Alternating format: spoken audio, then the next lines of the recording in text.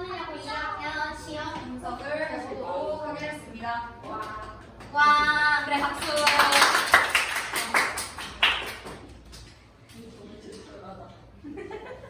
근데 공기가 되게 쾌적해요. 공기가 되게 쾌적해. 자, 보자 얘들아. 우리 시험 분석 들어갈 건데요. 일단 서답형이 생각보다 많이 안 나왔어요. 서술형이 한 5개는 나올 줄 알았는데 4개밖에 안 나왔고 솔직히 말하면 쉽게 나왔어요. 서술형이. 그리고요 선택형 30문항도 뭐 나쁘지 않았고요. 그렇죠? 교과서는 뭐 늘 그렇듯 일부분을 발췌해서 냈고 부교재하고 모의고사였는데 이제 문제는 부교재랑 모의고사 난이도가 빡셌다는 거. 요 시험 난이도 선생님이 중하로 때렸어. 근데 이거는 시험 자체만의 난이도를 보고 때린 거는 사실 아니야. 시험 자체만의 난이도를 봤으면 완전 하예요. 근데 문제는 뭐냐면은 너네가 공부하는 과정에서 지문이 어려웠을 거를 고려해서 중간에 때린 거야. 무슨 느낌인지 알겠지? 자, 다음 가보도록 하겠습니다. 뭐 문제별 출처인데요. 로딩이 좀 느리네요. 네. 자, 근데 문항 같은 경우에는 크게 특이사항이 없어. 이거 불 좀 끌까? 그 정민아 혹시 뒤에 불 한번 바꿔줄 수 있어요? 그냥 그 2개 바꿔봐. 땡큐. 이제 난다. 이제 난다. 자, 얘들아, 이거 보면 알겠지만 여러분들 학교 시험은 사실 작년부터 거의 같은 느낌으로 내시는 것 같아. 약간 작년 2학년은 이렇게 안 나왔었는데 올해 작년 1학년처럼 올해 2학년 문제가 나왔거든. 그냥 이렇게 가시는 것 같아요. 대입학 유형, 뭐 이렇게 주제, 제목 그런 거 좀 많았고, 그렇지? 여러분들 늘 그렇지만 내용일치랑 주제랑 헷갈려하는 애들이 많기 때문에 항상 그런 식으로 내는데 이번엔 또 그렇게까지 헷갈릴 만한 것도 없었고 이거 봐. 그래서 1번부터 6번까지가 싹 다 미안해요. 6번까지가 싹 다 대입학 유형이에요. 그 다음에 이제 7번이 한의추론 유형 요거 하나 있었고 그 다음에 내 최종 V 테스트에서 2개 똑같이 나온 거 알지? 그 슬로프 경사면에 올린다. 그거 내가 주제문으로 냈는데 똑같이 주제 요지 찾는 걸로 나왔고 그리고 요약문 하는 거 하나 있었는데 그것도 그대로 요약문 나왔고 그 전기 발전소 자체 발전소 하는 거 그것도 내가 요약문으로 하는데 그대로 요약문 문제로 나왔죠. 열심히 풀라고 그러니까. 자, 그 다음에 뭐 어법추론, 어휘추론 3개 셋이 나왔어요. 이것도 사실 작년 너네 1학년이랑 크게 다르지 않아요. 근데 중요한 건 뭐냐면 어법이 굉장히 쉽게 나왔고 어휘도 단어가 작년에 막 너네가 처음에 인베이드라는 단어를 봤을 때 그 충격은 좀 있었을 것 같은데 이번에는 그렇게까지 충격적일 만한 내용은 사실 없었다고 생각을 합니다. 그래서 어휘추론 이렇게 3개 나왔고 빈칸추론 유형 3개 그리고 이제 간접쓰기 유형 흐름 무관한 거는 괜찮았을 것 같고요. 그 다음으로 가게 되면은 뭐 순서 삽입은 항상 늘 이렇게 나오는 거였으니까 순서 삽입은 여러분들이 스스로 연습 많이 해보셔야 되는 거고 이번에 시험지 받아보니까 순서 삽입 틀린 애들은 그래도 좀 많이 줄어든 것 같아. 그럼에도 불구하고 여전히 내가 순서 삽입을 틀린다? 공부량이 압도적으로 부족한 거예요. 그거는 핑계가 없어. 그냥 공부가 안 된 거야 그거는. 자, 그 다음에 요약문 완성 유형이 이번에 좀 의외로 힘들었어요. 그 과학은 창의성이 들어간다라는 그 문제가 아마 조금 고르는 데에 있어서 헷갈렸을 것 하기는 했습니다. 서술형은 사실 이 정도면 선생님이 봤을 때는 크게 어렵진 않았다라고 생각을 하고요. 뭐 중간고사 비중이 높았던 유형 보면 알겠지만 간접쓰기 유형이 가장 높았어요. 간접쓰기 유형이 뭐냐?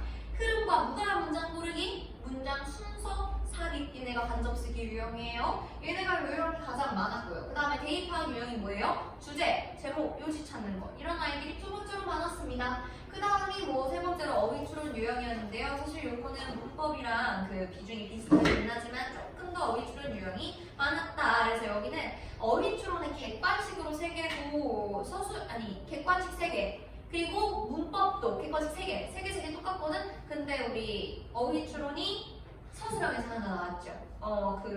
빈칸에 들어갈 말로 적절한 거 쓰는 거. 그런 것 때문에 그것 때문에 서술형 어휘까지 포함해서 저렇게 어휘가 좀 높게 나왔어요. 일단 오답률 여러분들이 많이 틀린 거 보니까 객관식 29번 많이 틀렸더라고요. 일단 너네가 공부를 할 때 과학적 모델이 한계가 있다까지 연결이 잘 안 됐겠지. 왜냐면은 과학이 어느 부분에서 창의적인데 이게 너무 어려우니까. 그치? 근데 이제 마지막 부분에 보면은 그래서 우리가 이 한계를 이해하지 못한다면은 과학이 창의적인 부분이 있는데 그렇기 때문에 과학은 사실 전부를 담지 못해. 이런 게 바로 이 모델의 한계야. 여기까지 아마 연결이 어려웠을 거예요. 그리고 그냥 과학은 창의적이다. 이 정도까지만 멈췄을 가능성이 좀 있습니다. 그리고 그 요약문에서 over the limitations 요게 조금 표현이 낯설어서 그랬을 수도 있습니다. 그 다음에 글의 결론이랑 마지막 문장까지 좀 중심적으로 이어서 보는 거 연습해야 될 것 같아. 글의 첫 문장이랑 글의 마지막 문장이 중요하다는 얘기를 1년 넘게 하고 있는데 아직도 그게 힘들 수 있겠지? 그래, 그럴 수 있겠지. 그렇지만 해야지. 항상 글을 읽을 때는 글의 첫 두 문장 그리고 마지막 문장을 보고 그래서 이 글이 하고 싶은 얘기가 뭐지를 끝까지 좀 가져가는 연습을 해야 될 것 같습니다. 서술형 같은 경우에는 진짜 이거는 사실 이 문제를 별로 뽑지 않았어요. anchoring bias, 기준점 편향. whatever로 시작하는 거. 내가 분명히 얘기했지. whatever 들어갔으니까 서술형으로 나오기 너무 좋다. 어법 문제로 나오기 너무 좋다. 근데 이 집은 원래 29번 문제로 출제됐던 거거든요. 어법 문제로 이미 출제됐던 거야. 그러니까 서술형 문제로 나와서 좋았겠지? 그래서 whatever가 떡하니 나왔지? 분명히 열심히 내가 whatever 여기다가 막 설명 쫙 하고 그치? 했던 것도 있었는데 요거를 틀리는 건 사실 속상하죠. 속상하지만 그럼에도 불구하고 지문의 개수가 많잖아. 지문의 개수가 많은데 이 많은 지문에서 모든 문장을 다 내가 하나하나씩 다 써보는 연습을 하기에는 쉽지가 않았을 거다라는 걸 고려했을 때 일단 다른 서술형 같은 경우에는 변형이나 추가가 없었어. 그냥 있는 거 잘 조합해서 쓰면 됐었는데 요거는 필요하면은 이제 어구도 추가했어야 됐고 활용, 그러니까 변형도 했어야 했죠. 그래서 이제 문장을 활용하는 유형이었고 문장 길이가 길고 구조가 복잡해서 정확하게 구문 이해하는 게 좀 필요했었습니다. 그리고 특히나 시작이 왜 어려웠어? 그러니까 보통 우리가 열심히 연습하는 건 뭐야? 주어, 동사 이런 거 연습하는데 일단 관계부사 where부터 시작을 했어야 됐던 거였죠. 여기서부터 조금 난관이었을 거라고 생각이 들고요. 그 다음에 whatever가 이끄는 명사절이 주어로 쓰이게 되면서 단수 동사로 변형까지 해야 됐었습니다. 그러니까 동사에 s부터 써야 됐어. 근데 whatever가 이끄는 주어절이라는 걸 내가 간과했다면은 아마 그게 어려웠을 수도 있어요. 그래서 충분히 그 부분은 이해를 합니다. 다른 서술형 문제와 비교를 했을 때 단순 나열이 아니라 활용도 있었고 단어 추가도 있었고 그렇기 때문에 복잡한 문장을 아무리 내가 열심히 읽더라도 그걸 내가 다시 한번 손으로 써보는 연습 그게 조금 필요했었던 것 같습니다. 그 다음으로 보게 되면은 그래서 총평을 보자면은 민지쌤 그냥 피자 주셔도 돼요.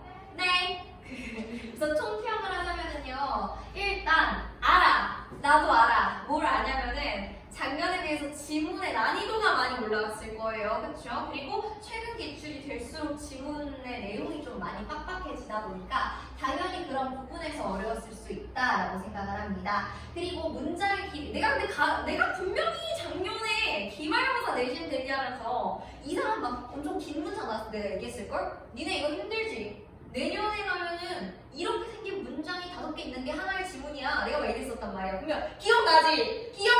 내가 그렇게 얘기했던 거. 그러니까 그거예요. 그러니까 길이가 길어졌어요. 그치만 뭐 어떻게 받아들이세요. 고3 때도 지금이랑 문장 길이가 비슷하긴 할 겁니다. 이거보다 더 많이 길어지는 건 많진 않아. 그러니까 올해를 잘 넘겨볼래? 올해를 잘 넘기면은 고3으로 넘어갔을 때 지문의 내용이 좀 더 추상적이고 어려워지는 건 맞지만 문장의 길이는 그래도 이거보다 압도적으로 많이 길어지진 않을 거야. 지금은 약간 1학년에서 2학년 올라올 때는 문장의 길이가 좀 압도적으로 많이 길어지긴 했어요. 네. 그리고 이제 또 추상적인 개념이 많이 포함되어 있어서 지문 자체의 난이도가 상승됐을 거고 또 하나가 뭐냐면은 소재가 반복되거든.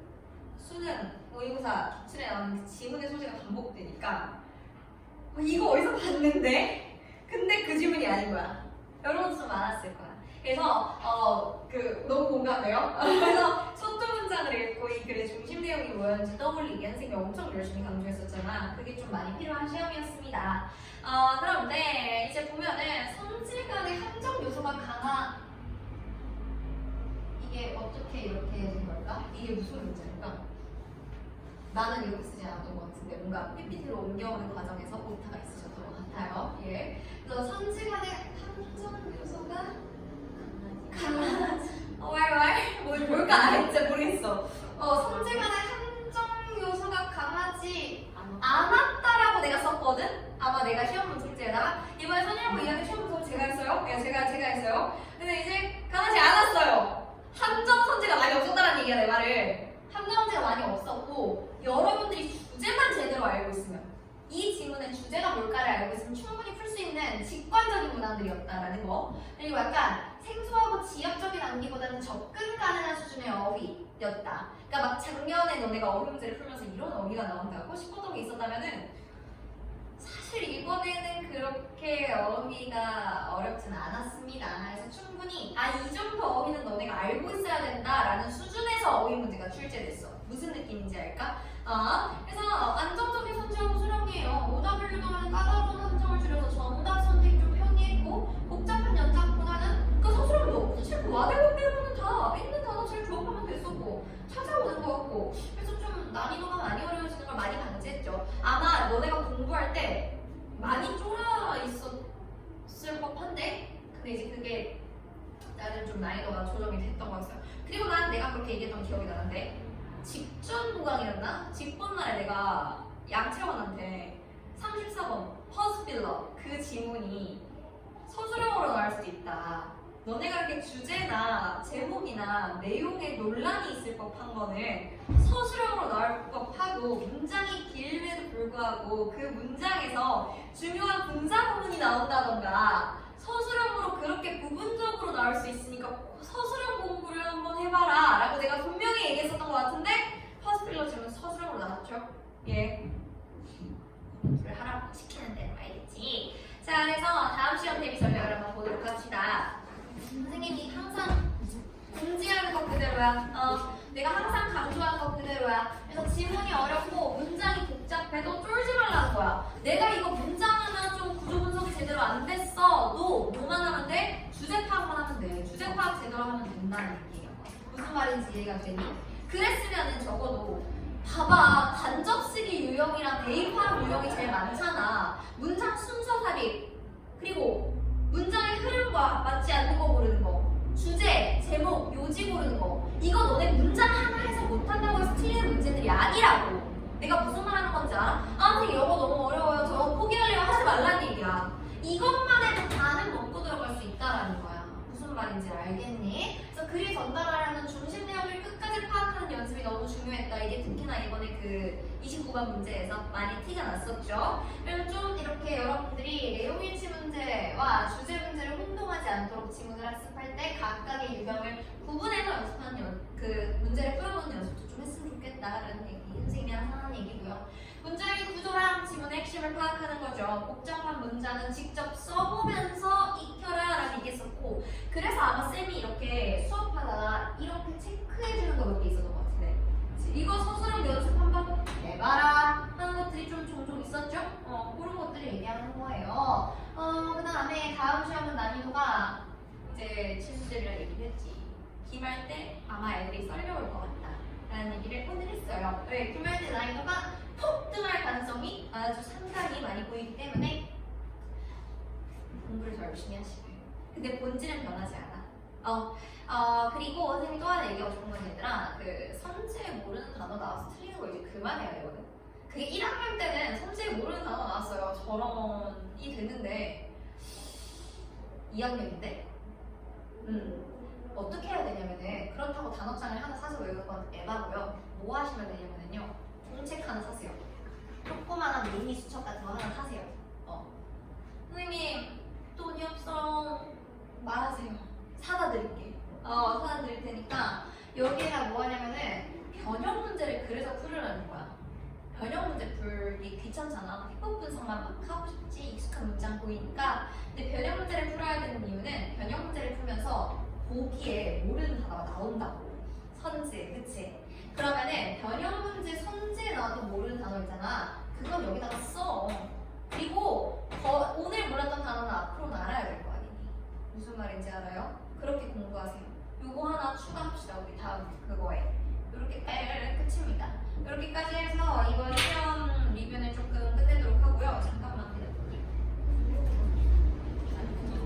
아빠가 인형을 빨아다 줬는데 이게 다 모든 게 내 거인 줄 알고 내 가방 곳곳에다가 숨겨놓은 거야. 그리고 오늘 학교 와서 가방을 열어보는데 이게 왜 여기 있지? 이게 왜 여기 있지?